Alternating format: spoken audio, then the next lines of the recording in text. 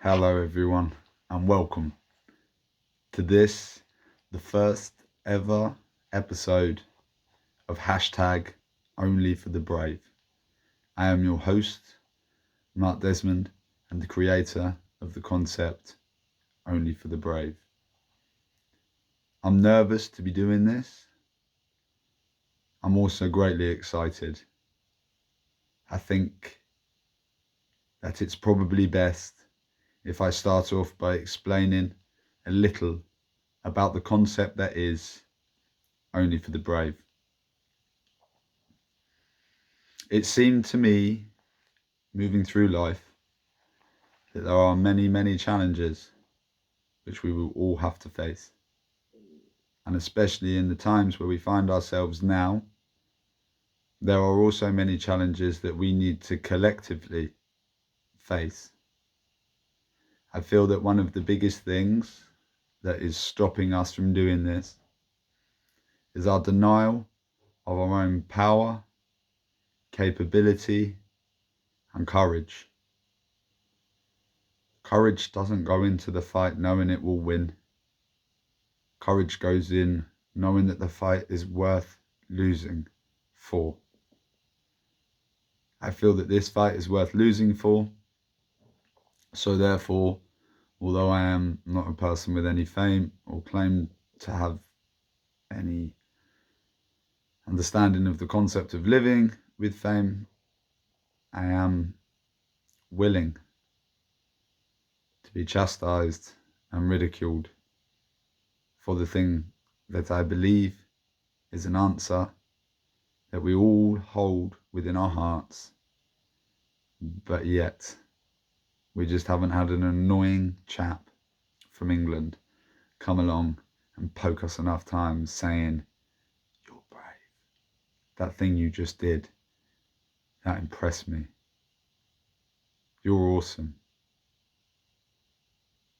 I'd like for people to be able to listen and join in with Only for the Brave, regardless of your religious beliefs, regardless of your own personal race, gender, sexuality, or any of these other things that we use as facsimiles to keep us apart.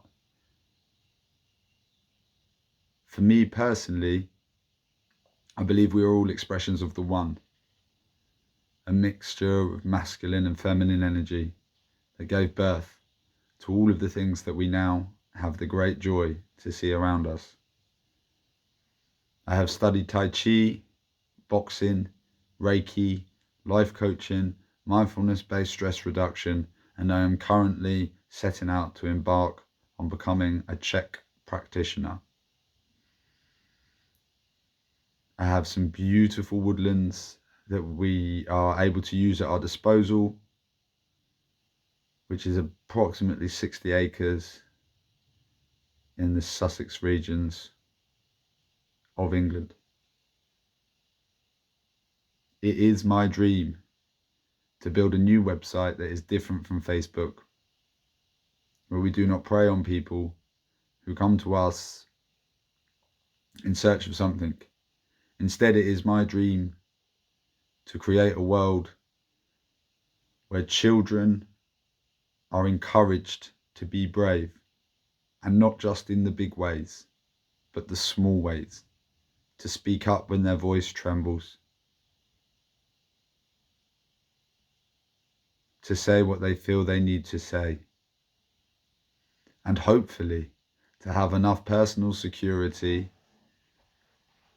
that when they hear things which affect them, as we all do, we hear things which rub up against us or make us feel a little off, instead of just blaming the thing, have the courage to look within and see, actually that's a really good point and I missed it.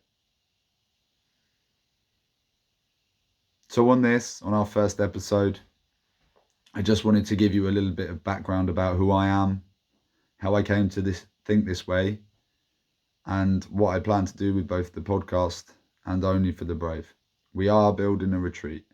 We will have 7 beautiful, ecologically developed cob Cob is a mixture of clay, aggregates and straw. We will have cob houses made from the woods in which I am sitting and in which the cob houses will be situated. I'm going to do a lot of filming while we do this. A great friend of mine, Clive Kobe, who has some big plans. He makes things called school woodland theatres, which are outside theatre-based projects that communities care for. And as things start to open back up again, obviously from COVID and so on, people within the community, the children within the community, will be able to perform for the community. And you know, these theatres, I think it's a beautiful idea of his that these theatres could be things that develop over time. And one day you will go from some children that performed in the theatre to sat watching their children perform in the theatre. And the idea that we're doing this for the children is something that marketers and corporations use a lot. But if we continue to consume the world at an ever-growing rate, at the same time expanding population at an ever-growing rate, I don't see how we're caring for our children. I have a daughter, I have nephews and nieces, and I do not see, I have nephews and nieces, and I do not see how we are truly caring for them by consuming as much as we can. So another thing, for Only for the Brave, is this idea that you are enough. You don't need a Rolex, a flash car, a smooth plastered house with glass on every possible face of it to be enough. You can have those things, yes, but you don't need them. You are enough. And that is a courageous standpoint if you look around, because you will see there are clearly a lot of people who do not believe that they are enough. So we're going to create a new form of social media. We're going to encourage people who teach all different sorts of modalities that help people to do the inside work or the yin work and remove the trauma. And there's a lot of different ways of doing that. Yoga might not be your fix, but you know, breath work, Tai Chi, Pilates, whatever, I'm sure that as we expand, and if you are an instructor and this message vibes with you, then please reach out to me. You can find me on the Fit for Service app, or you can email me directly at md.oftb@gmail.com.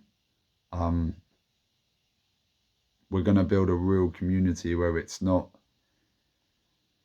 I'm only interested in really building a community where it's not this way is the answer, but instead it is, well, if this isn't working for you, perhaps you could try this if you have the courage. Because that's where a lot of us seem to get stuck in my mind, is developing, cultivating and chasing the courage. And the reward is simply the fact that you were brave enough to do it. So telling you a little bit more about myself. At 11 years old, I tried to take my own life. I'm now 32. We didn't know it then, but it transpired later that I'm actually dysgraphic, which means for me, writing is incredibly difficult. I pick up a pen, I get cramp in my arm, my brain starts to shut down. I can't really see shapes and letters like in my mind with my eyes closed. It's something I've done a lot of work on, and it is getting better. But we didn't know while I was in school. So I grew up with the idea that I was worthless because I couldn't do these simple things that other people do. And at 11 years old, I'd had enough of being worthless. I was in a military school that was tough, and I didn't want to be here anymore. So I hung myself from a bunk bed. Another boy came in and saved my life. Obviously, that's not what we want for our children. Obviously, I must have been in a very, very dark place to have done that. And I am so grateful to have had that experience. I left military school, went to a local school near me, even though they didn't want to take me. My school life wasn't good, but I couldn't write, so what do you expect? Yeah, so I started at a normal secondary school. It didn't really vibe that well there. I was a bit much for them, so I left there and started homeschooling. Whilst also homeschooling, this is now 14 years of age, I was given the wonderful opportunity to go and work on a game estate. I understand that within the spiritual community and, well, within community on a, just, within our community, there's a lot of emotional energy attached to hunting, killing, shooting, eating. I totally understand that. And I've also been vegetarian for 2 years. I was vegetarian for 2 years. I'm not currently a vegetarian, but I did do 2 years of, strict vegetarianism. But that place saved my life in a lot of ways. It put me in with men who worked. It gave me a chance to show off some of my skills. You can put me to a task and leave me there all day and I will grind away at it and I will get it done. You sit me down on my ass 10 times and I will get up 11. I'm working on a game estate, helping my best friend Sam Covey. Honestly, when we talk about courage, I will talk about Sam many times. I have a friend who, it seems wrong to say he's severely disabled, but if you didn't know him, you most definitely would.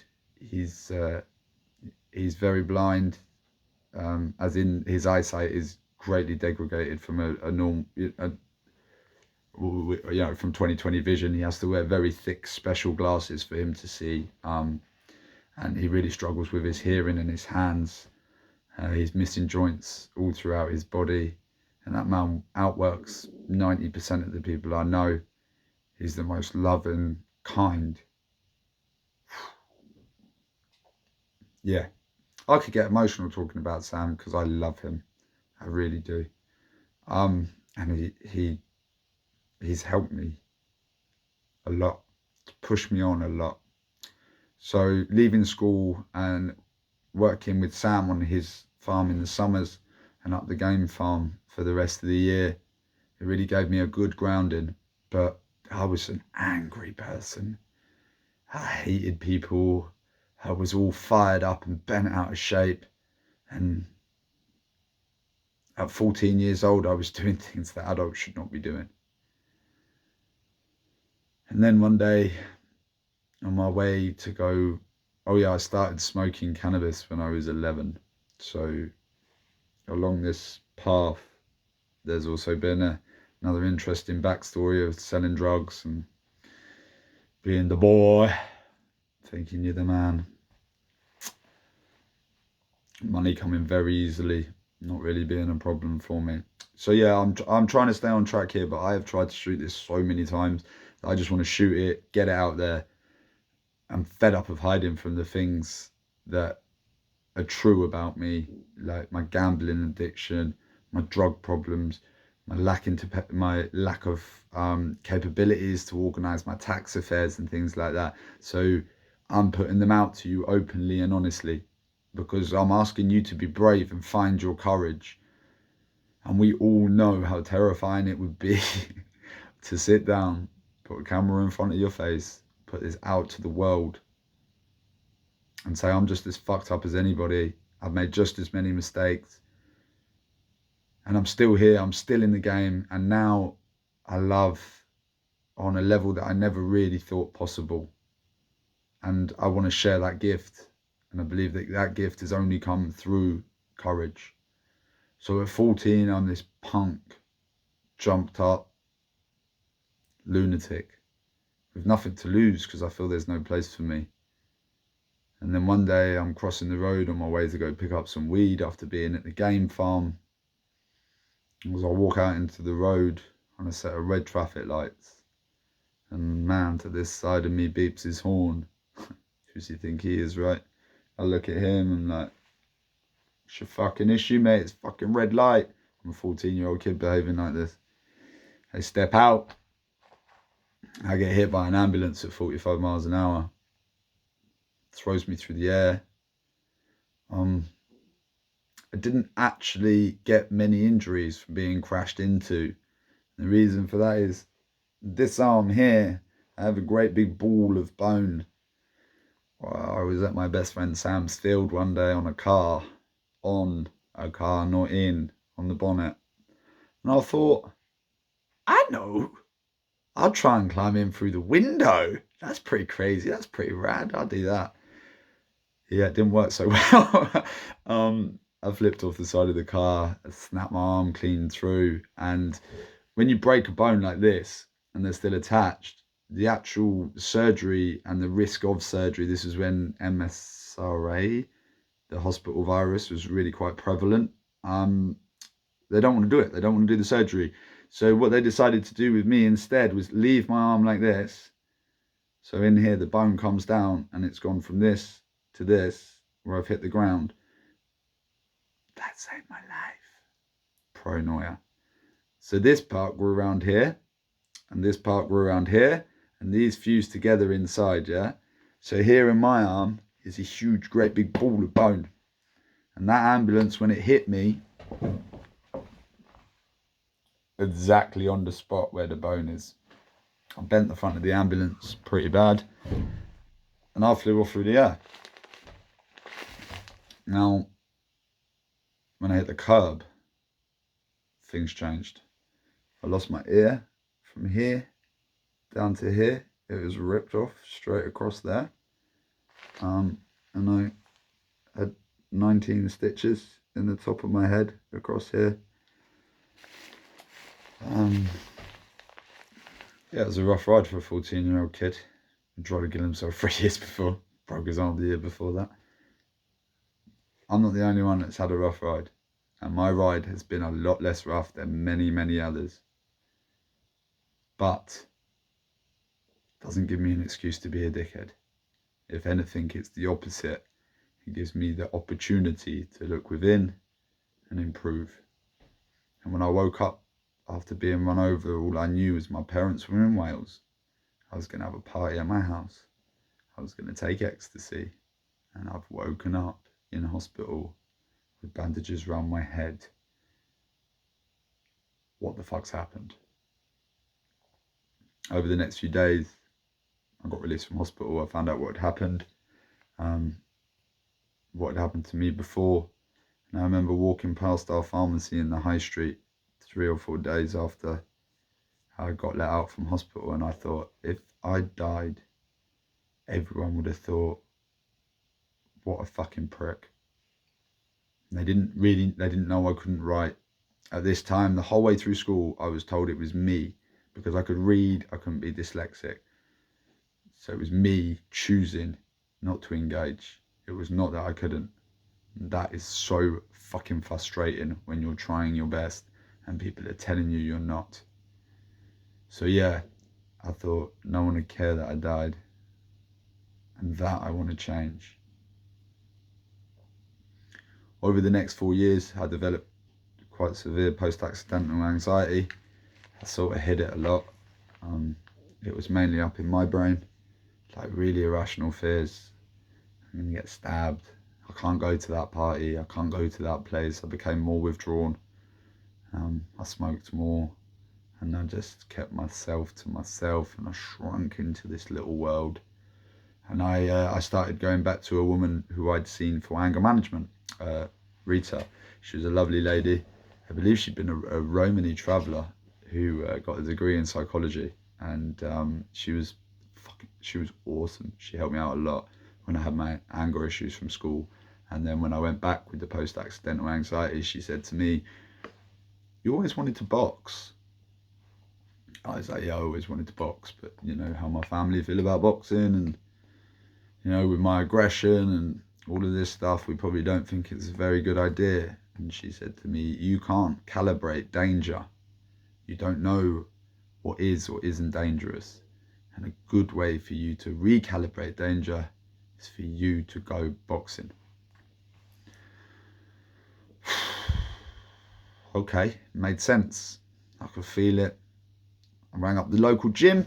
I told them I wanted to come down. They told me to come down for a tryout, come see what it's all about. And I turned up there, and our local gym at that time had sort of a divide in it, in that it was like where I live.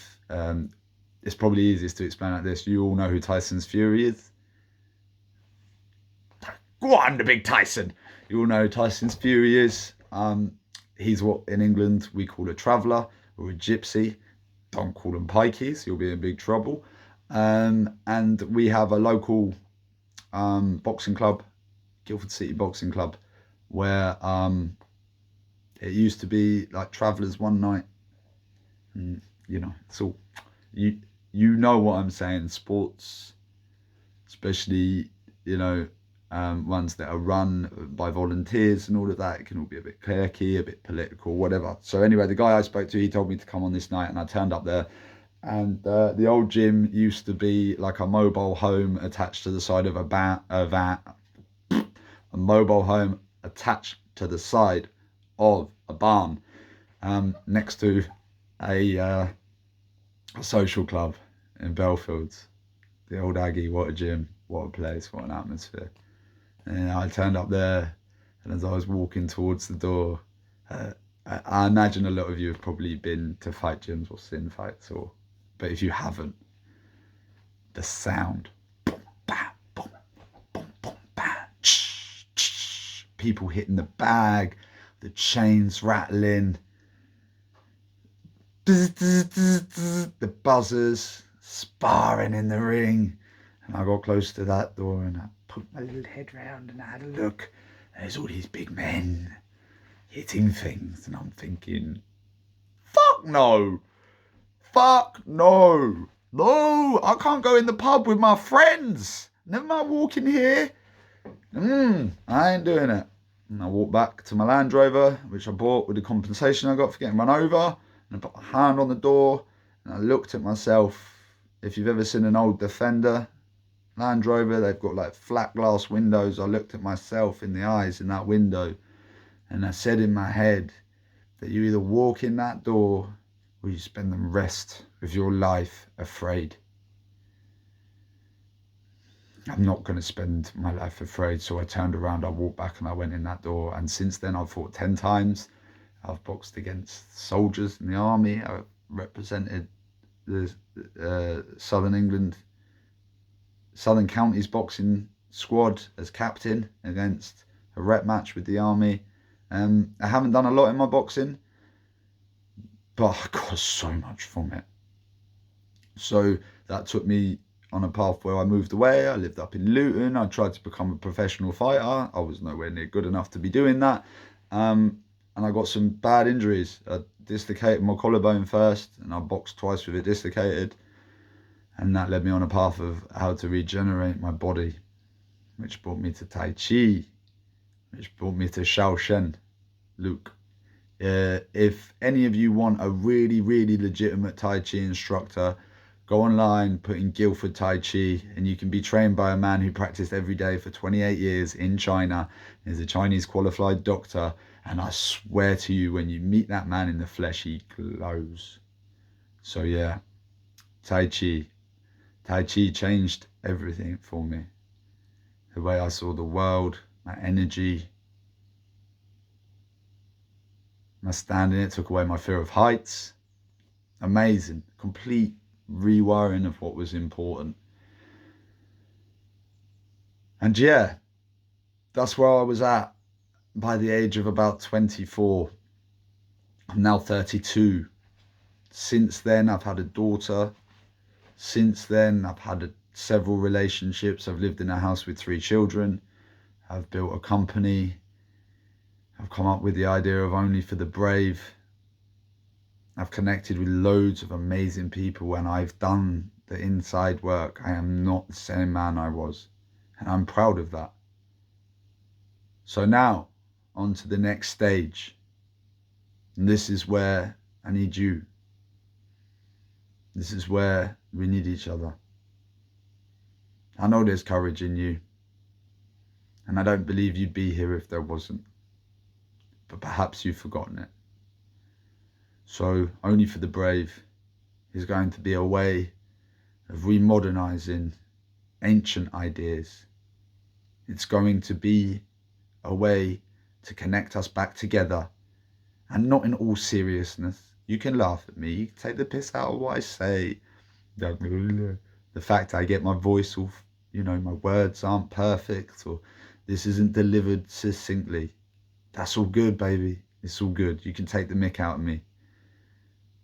I will also take the mick out of you, and you best be able to laugh at it. Because my father, who sadly passed away this year due to COVID, he said to me, Mark, don't you dare laugh at anyone else if you cannot laugh at yourself. And those words are true. For me personally, I believe that we are all expressions of the one, but we are not the one. We are just the expression. So every single other expression of the one has just as much validity, importance, and purpose and rightful place here as I do, or anyone does. As we move forward, I want to create the social media, I want to create the group, and I want to do podcasts covering some of the topics that I've thought about a lot. I am a bit of a philosopher at heart, and although I have no formal education, I have studied and listened and learned the things that I have listened to. So I am Mark Desmond. This first one's just a half hour. I hope it sets some things out for you. If you think that you can help Only for the Brave in any way, or if you'd be interested in coming on the show and having a discussion with me about you and your journey, I would really like to share that. And I'd like to increase the awareness of courage. I hope that this has been okay to listen to. They will get better. And sincerely, from the bottom of my heart, thank you for listening. We are on time. This is a paradigm shift, and you are the most important part of it. Big love to you all.